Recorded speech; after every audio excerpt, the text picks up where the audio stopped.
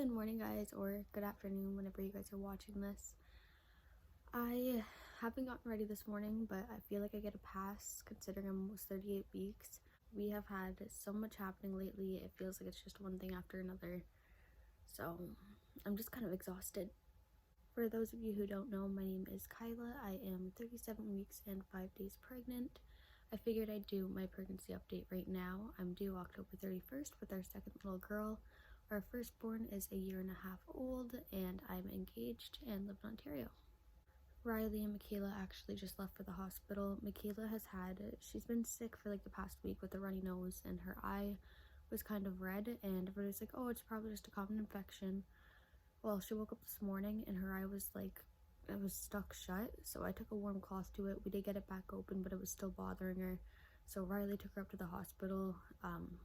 We can only have one person in the hospital with her right now because of our COVID laws and our COVID restrictions and all of that. So he decided he was going to bring her. I can't drive right now anyways, so I'm just waiting on some updates from that. I will keep you guys updated as well on my Instagram. It's at the Sparks Family _ if you guys want to go follow that. A little rundown of everything that's been happening the past couple of weeks for those of you who haven't watched my past videos. You can also go check them out to see them happening like in real time. So it has been requested a couple times that I do the pre-pregnancy clothing challenge. I will be doing that. I won't be getting into it today. I only got a couple hours of sleep last night, but I promise I will do that before I give birth. I'm going to start by giving a rundown of everything that's been happening the past few weeks, just because there has been a lot, and I do have a lot of new viewers with my videos. I went for a growth scan at 36 weeks, so I had some complications with my firstborn. She had to be induced early because of IUGR, so we're just making sure with this baby that the same thing doesn't happen. So I went for an ultrasound at 36 weeks for my growth scan. Baby is measuring 6 pounds, but she was breech. So my midwife, I was planning on doing a natural water birth. My midwife did suggest though that I go to the OB. I get referred to one, so that way we can look into an ECV. So we went for the consult for the ECV. If the ECV didn't work, we were going to schedule a C-section for 39 weeks. I went in for my consult. I was all nervous, just to find out that baby is head down. So baby had flipped between 36 weeks and 37 weeks and 2 days.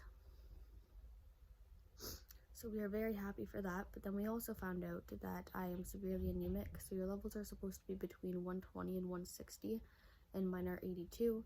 So we are going to have to do a hospital birth in case there are any complications during birth. They're worried about how much blood I'll be losing, and I guess there's complications that can come to the baby afterwards. I haven't looked too much into those because I don't really want to scare myself. I have another midwife appointment Monday, and I'm supposed to get a membrane sweep done. I'm not sure if we're going to be doing it though, because they do want to get 2 iron transfusions into me before I give birth, and we're already at 38 weeks. During the consult, I did also get an NST done, so a non-stress test for those of you who don't know, where they put the bands on your belly that have monitors, and they just monitor baby's heartbeat, fetal movement, and contractions.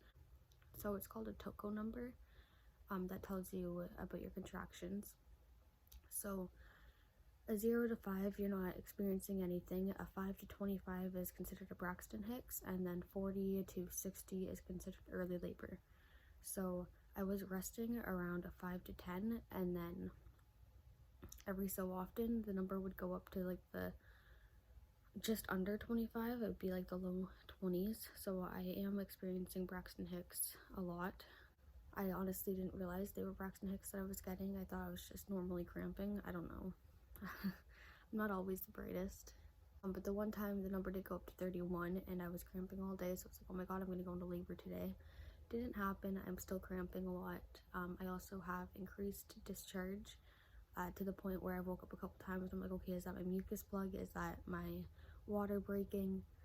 Hasn't been any of those things yet, thankfully, because we want to get the iron infusions into us. I've been extremely uncomfortable trying to sleep. I have a lot of pain in my hips, and I've also gotten sciatica nerve pain lately, so I've just been so uncomfortable, and I haven't gotten really any sleep lately because of all of this. My wisdom tooth has also been acting up. I have my wisdom tooth up here coming in. It started coming in when I was pregnant with Mikaela, and then it like stopped, and then started again this pregnancy. So I don't know, I swear it's pregnancies that make those teeth come in. I did start pumping per my midwife's consent. So I have about 1.5 milliliters of colostrum collected, which has been nice, but it made my boob start leaking a lot, so that sucks. But it is nice to have some colostrum collected, especially if there are any complications and baby has to go to the NICU. I remember with Mikaela, that was like one of the hardest parts, was trying to keep up. She wasn't feeding properly either, so it was hard to keep up pumping and all of that, so it's nice to know that we have a little bit of a backup supply. We got the car seat base put in. We're not putting in the actual car seat until baby comes, so like the night that I go into labor, we're gonna grab the car seat from in here, throw it in the car. I have been nesting full force. I deep cleaned the entire place. I reorganized everything. I steam cleaned the couch, the carpet, wiped everything down, disinfected everything. Riley was worried about me because of how much cleaning I was doing. If you guys have been watching for a while, you know that we had just moved into this place when I was about 28, 29 weeks, and there were a lot of renovations to do. We have gotten a few of them done. We have the walls painted behind this wall, so behind you guys.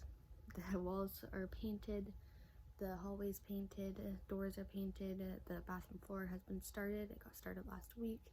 I'm hoping it'll be done before the baby comes, but we're not quite sure if it's going to be or not. We still have drywall to put up in the bathroom, drywall to put up in the kitchen, and the rest of the painting. Obviously this wall isn't painted, so we have the rest of the painting to do as well. I don't think we're gonna get around to most of that until after the baby comes, but fingers crossed we get some more done. My schooling has still been going very well. I am in college online to be a veterinary assistant. It's been going very well. I'm about a week and a half ahead, so I can take a week off once I have the baby, so that will be really nice. Mikaela has been doing amazing in daycare. She has been making friends, but she wasn't able to go yesterday just because she was sick. So we're hoping we can send her again next week, but if she's not feeling better, obviously she'll just be staying home with us. We did have Thanksgiving weekend last weekend, Canadian Thanksgiving, and it was really nice to be with family. We all got pictures done with my baby belly. We did the same thing with Mikaela. I gave birth to Mikaela in January, so I did have a little bit of a baby belly last time, so we tried to like recreate the pictures a little bit. We did bed share with Mikaela off and on from 3 months to 6 months with her, and then it was every night after 6 months. Once she turned a year old, we did try to put her in her own bed, but we moved about a month later, so she was sleeping in bed with me again. And then once we moved in here, we just kind of kept up co-sleeping. Last night she did spend the first night in her own bedroom. She did really good. She didn't cry when she woke up or anything.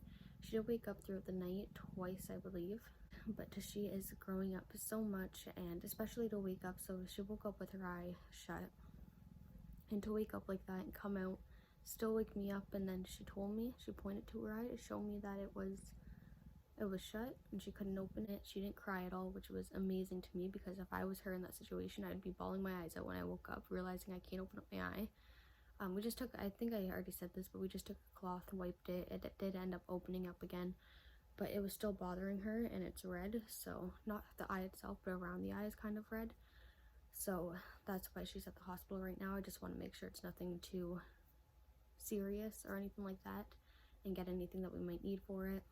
She is also really into Paw Patrol right now. She has a Paw Patrol cup, and it's cute because she now realizes, like, she'll point to the cup, to the characters on it, and then she'll point to the TV when it's on to show, like, hey, they're the same people.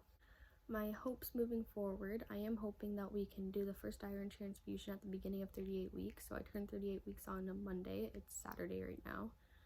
And then do the second transfusion around the end of the week. I don't know how possible that is, but I know they want to get 2 in before I give birth. So I'm thinking we might do 2 in the same week, but I don't know if there's like a certain time that you have to wait, like a certain wait period before you get your second one. But I'm hoping we can do the second one at the end of the week, and then beginning of 39 weeks I can get a membrane sweep and hopefully go into labor at 39 weeks. So there'll probably be another update as well. and I will take you guys along for my transfusions for those of you that are going through something similar and want experiences. Yeah, that's basically all we have for this update though. There's been a lot happening. I am extremely exhausted. I can't wait to just give birth, get home, settle in. I'll give you guys a bump date before I leave here, and I promise I'll get to those pregnancy clothing videos. Don't mind my pajamas, but this is my bump.